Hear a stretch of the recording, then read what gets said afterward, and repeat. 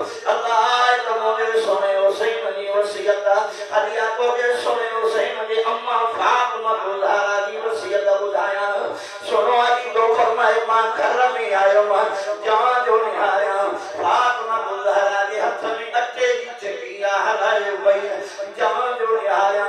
अट्टे की चकी भी हलाए पई हेगा पानी जो जेको सो तीन गरम थे पियो